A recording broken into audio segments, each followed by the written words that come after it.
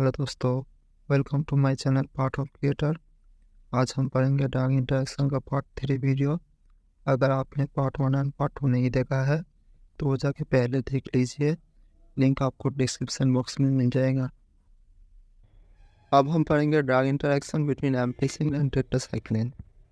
ये एक तरह का फार्माकोडायनामिक ड्रग इंटरेक्शन है। Ampicillin cell wall synthesis inhibitor है और broad spectrum bactericidal aminopenicillin. Ampicillin क्या करेगा, यहाँ पर जो माइकोबैक्टीरिया रैपिडली ग्रो कर रहा है उस माइकोबैक्टीरिया को रैपिडली ग्रो करने नहीं देगा। बैक्टीरिया रैपिडली ग्रो करने के लिए उसके लिए प्रोटीन चाहिए। टेट्रासाइक्लिन क्या है, प्रोटीन सिंथेसिस इनहिबिटर, मतलब प्रोटीन को सिंथेसिस नहीं होने देंगे। अगर प्रोटीन सिंथेसिस नहीं होगा बैक्टीरिया क्या रैपिडली ग्रो कर पाएगा? नहीं। अगर टेट्रासाइक्लिन प्रोटीन को इनहिबिट कर देगा, प्रोटीन अगर सिंथेसिस ढंग से नहीं हो पाएगा तो बैक्टीरिया अच्छे से ग्रो नहीं कर पाएगा। अगर बैक्टीरिया अच्छे से ग्रो नहीं कर रहा है due to lack of protein, then ampicillin का कोई काम है क्या? एम्पिसिलिन क्या करते हैं, रैपिडली ग्रोइंग माइक्रोऑर्गेनिज्म में काम करता है। अगर प्रोटीन नहीं होगा तो माइक्रोऑर्गेनिज्म रैपिडली ग्रो नहीं कर पाएगा। अगर रैपिडली ग्रो नहीं कर पाएगा तो एम्पिसिलिन का कोई काम नहीं रहेगा। इसीलिए हम एम्पिसिलिन को टेट्रासाइक्लिन के साथ एक साथ नहीं लेते हैं। अब हम पढ़ेंगे drug interaction between digoxin and hydrochlorothiazide. पहले हम डिऑक्सिन में आते हैं। डिऑक्सिन सोडियम पोटेशियम एटीपीएस जो पंप है इसको ब्लॉक करता है डिऑक्सिन। अगर sodium potassium ATPase pump block करेगा तो यहाँ पे सोडियम अंदर से बाहर जा रहा था और पोटेशियम बाहर से अंदर आ रहा था। अगर ये चैनल ब्लॉक हो जाएगा तो सोडियम बाहर नहीं जा पाएगा, इसीलिए क्या होगा, सोडियम का कॉन्सेंट्रेशन अंदर में बढ़ जाएगा। अगर सोडियम का कॉन्सेंट्रेशन अंदर में बढ़ जाएगा तो यहाँ पर क्या है, सोडियम कैल्शियम चैनल है। सोडियम का कॉन्सेंट्रेशन अंदर में बढ़ जाएगा तो बाहर से सोडियम नहीं आ पाएगा, बाहर से जो सोडियम आ रहा था वो नहीं आ पाएगा, इसीलिए कैल्शियम जो है वो भी अंदर से बाहर नहीं जा पाएगा। इसलिए इनर कैल्शियम कॉन्सेंट्रेशन भी इंक्रीज करेगा। अगर अंदर में कैल्शियम कॉन्सेंट्रेशन इंक्रीज होगा तो मायोकार्डियल कॉन्ट्रैक्शन देगा। हाइड्रोक्लोरोथियाज़ाइड इसे पोटेशियम डिप्लीटिंग डाययूरेटिक्स। क्या होगा, पोटेशियम को डिप्लीट कर देगा, मतलब बॉडी में पोटेशियम का लेवल कम हो जाएगा। अगर बॉडी में पोटेशियम का लेवल कम हो जाएगा तो डिऑक्सिन जो है वो ज़्यादा से ज़्यादा बाइंड करेगा।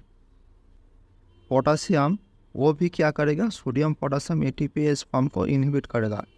दोनों एक साथ मिलकर एराइथमा करेगा, क्योंकि पोटेशियम लेवल अगर बॉडी में डिक्रीज हो जाएगा तो क्या होगा, एराइथमिया होगा। और यहाँ पर क्या कर रहा है, यहाँ पर कैल्शियम का लेवल बॉडी में इंक्रीज हो रहा है, इसीलिए मायोकार्डियल कॉन्ट्रैक्शन जो है वो इंक्रीज कर रहा है। दोनों एक साथ मिलकर कार्डियक एराइथमिया करेगा। इसीलिए डिऑक्सिन को हम हाइड्रोक्लोरोथियाज़ाइड के साथ एक साथ नहीं देते हैं। अब हम पढ़ेंगे drug interaction between amoxicillin and clavulanic acid. ये एक तरह का फार्माकोडायनामिक इंटरेक्शन है। एमोक्सिसिलिन है एक्सटेंडेड स्पेक्ट्रम एमिनोपेनिसिलिन। पहले हम ये जान लेते हैं एमोक्सिसिलिन काम कैसे करता है। एमोक्सिसिलिन पहले पेनिसिलिन बाइंडिंग प्रोटीन में अटैच होता है, उसके बाद एंटीबैक्टीरियल इफेक्ट शो करता है। यहाँ पर बैक्टीरिया क्या करेगा, बैक्टीरिया भी कुछ एंजाइम प्रोड्यूस करेगा, जैसे कि एमोक्सिसिलिन को पेनिसिलिन बाइंडिंग प्रोटीन में बैठने नहीं देगा।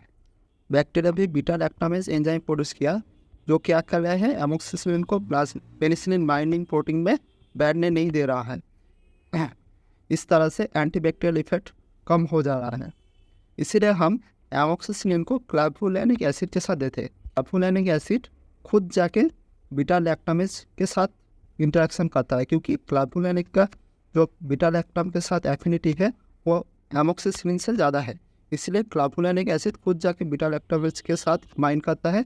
क्लावुलानिक खुद जाके डिस्ट्रॉय हो रहा है, लेकिन एमोक्सिसिलिन को अच्छी तरह से पेनिसिलिन बाइंडिंग प्रोटीन के साथ बाइंड होने दे रहा है। इसी तरह हम एंटीबैक्टीरियल इफेक्ट जो है, जो पहले डिक्रीज कर रहा था, वो अब मतलब के इंक्रीज कर जाएगा।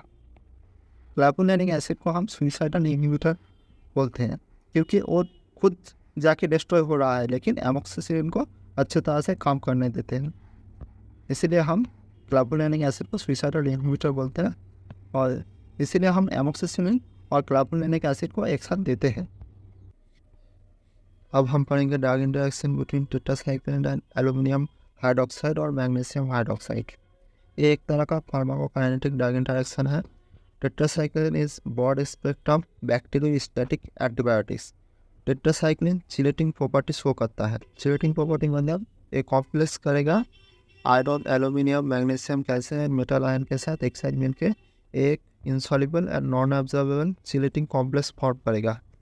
अगर ये नॉन एब्जॉर्बेबल और इंसॉल्युबल है तो टेट्रासाइक्लिन का जो एब्जॉर्प्शन था वो क्या होगा, डिक्रीज कर जाएगा। तो टेट्रासाइक्लिन जिसके लिए हम यूज़ करते हैं एंटीबैक्टीरियल इफेक्ट शो करने के लिए, तो एंटीबैक्टीरियल इफेक्ट शो नहीं करेगा क्योंकि टेट्रासाइक्लिन एब्जॉर्प्शन डिक्रीज हो रहा है। इसीलिए हम टेट्रासाइक्लिन को कोई भी एल्यूमिनियम हाइड्रोक्साइड, मैग्नीशियम हाइड्रोक्साइड और antacid, sucralfate, iron, zinc, salt इनके साथ एक साथ हम नहीं देते। इसीलिए हम टेट्रासाइक्लिन को एल्यूमिनियम हाइड्रोक्साइड और मैग्नीशियम हाइड्रोक्साइड के साथ एक साथ नहीं देते। अगर वीडियो पसंद आए तो लाइक करना, चैनल को सब्सक्राइब करना और दोस्तों के साथ शेयर करना। टेक केयर, बाय बाय, मिलते हैं अगले वीडियो में।